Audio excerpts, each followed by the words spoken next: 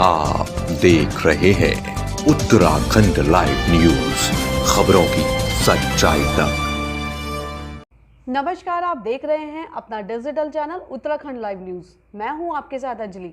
चलिए आपको दिखाते हैं कौन सी रही अभी तक की वो बड़ी खबर जो आपके लिए जानना है जरूरी। उत्तराखंड में पुलों और पुश्तों का गिरना लगातार जारी है। वहीं आज राजधानी देहरादून के प्रेमनगर क्षेत्र में नवनिर्मित पुश्ता गिर गया। गनीमत ये रही कि कोई बड़ा हादसा नहीं हुआ। स्थानीय जनप्रतिनिधि की माने तो लगातार विभागीय लापरवाही सामने आ रही है। उनका कहना है कि जब राज्य लोक निर्माण विभाग को मालूम था कि इस पुश्ते में दरार आ रही है और ये पुश्ता कभी भी गिर सकता है, तो इसे सही क्यों नहीं कराया गया। वहीं जब इस मामले में विभाग के एग्जीक्यूटिव इंजीनियर ओपी सिंह बात करना चाहिए हमने, तो उन्होंने हमारी टीम से बात करने से साफ मना कर दिया, जिससे साफ नजर आता है कि विभागीय अधिकारी किस कदर इन सब घोटाले में सम्मिलित है कि वो सवालों से बचते नजर आए। उत्तराखंड लाइव न्यूज के लिए देहरादून से वैभव पेटवाल की रिपोर्ट। कांग्रेस लगातार इस बात को कहती रही है कि निर्माण कार्यों के अंदर भ्रष्टाचार हो रहा है और ये अब सबके सामने भी आ चुका है। इससे पहले बड़ासी के पुल के अंदर भी यही घटना हो चुकी है, डोईवाला के अंदर ये घटना हो चुकी है और ये अभी निर्माण जो 6 महीने भी पूरे नहीं हुए हैं और ये पुश्ता गिर गया है। और आप ये देखिए इस पुश्ते के गिरने से कितना नुकसान हुआ है। पहले तो हमारा ये मांग है कि इसकी जांच होनी चाहिए, इस पे जो मटेरियल लगा वो किस तरह का मटेरियल लगा है, जो इसके अंदर दोषी है उन पे कार्रवाई होनी चाहिए। और जो हमारे दुकानदार साथी व्यापारी यहाँ पे हैं जिनकी जान माल पे हमेशा खतरा बना रहता है। आर्थिक स्थिति आज वैसे ही कोरोना महामारी की वजह से बहुत ज़्यादा दिक्कत में आ चुकी है। बैंकों का लोन सिर के ऊपर, दुकानदारों के ऊपर है, बैंक वाले उन्हें अलग तंग करते हैं।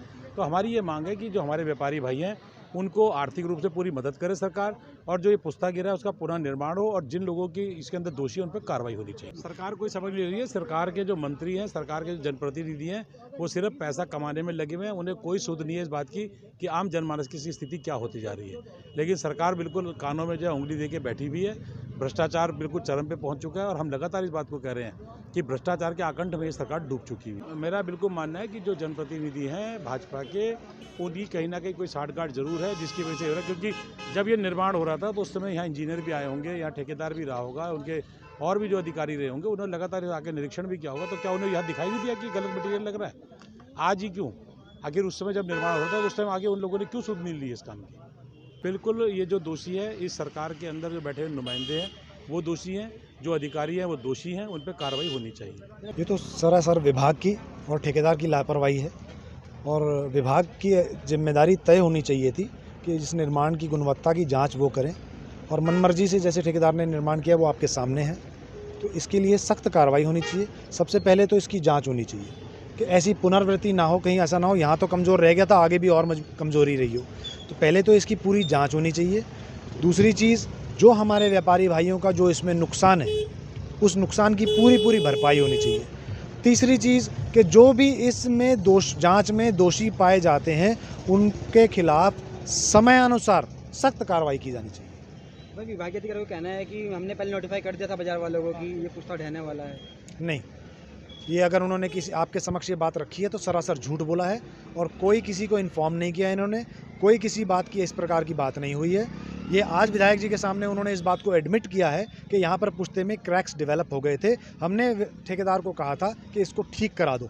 ना तो उन्होंने किसी को सूचित किया, ना उन्होंने किसी को इस बारे में नोटिस दिया, और आपस में ही कि जरा मौसम खुल जाए तो हम इसको करा देंगे। ये सरासर लापरवाही का जीता जागता उदाहरण सामने। देखिए, जो जनता की चुनी हुई सरकार है उस सरकार की जिम्मेदारी होती है कि इन सब चीज़ों के ऊपर अंकुश लगाए, इनके ऊपर नियंत्रण रखे, और अगर फिर भी उसके नियंत्रण और अंकुश के बावजूद अगर कोई गलत कार्रवाई होती है तो उस पर सख्ती से कार्रवाई हो, उस पर किसी से भाई भतीजावाद करके बख्शा ना जाए। अगर ये रवैया सरकार का नहीं है तो मैं कहता हूँ ऐसी सरकार को बने रहने का कोई अधिकार नहीं है। किसी तरीके का मौलिक अधिकार सरकार को इस प्रकार का नहीं है।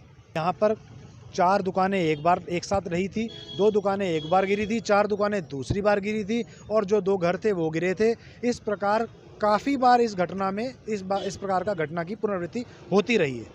और लेकिन उस समय हम इसलिए शांत बैठे, या इस समय हम मान गए इनकी बात कि निर्माण हो रहा है, निर्माण के समय बरसात आ गई है और बरसात के कारण ये दुर्घटनाएं घटी हैं। लेकिन अभी निर्माण पूर्ण हो चुका है। निर्माण पूर्ण होने के बाद अब जब इसकी बेस ज़मीन से ये पुश्ते की नाली अब खोदने लगे हैं, जबकि मैं टेक्निकल आदमी नहीं हूँ, एक छोटी सी बात है कि जब पुश्ता खुदता है तो नाले की बुनियाद उसके साथ ही भरी जाती है, ताकि है पुश्ते की बुनियाद के साथ उसकी बाइंडिंग हो और वो नाला बनाते समय कोई ऐसी त्रुटि ना रह जाए जिससे पुश्ते को कोई खतरा उत्पन्न हो। अभी के लिए बस इतना ही काफ़ी। बने रहिए उत्तराखंड लाइव न्यूज़ पर।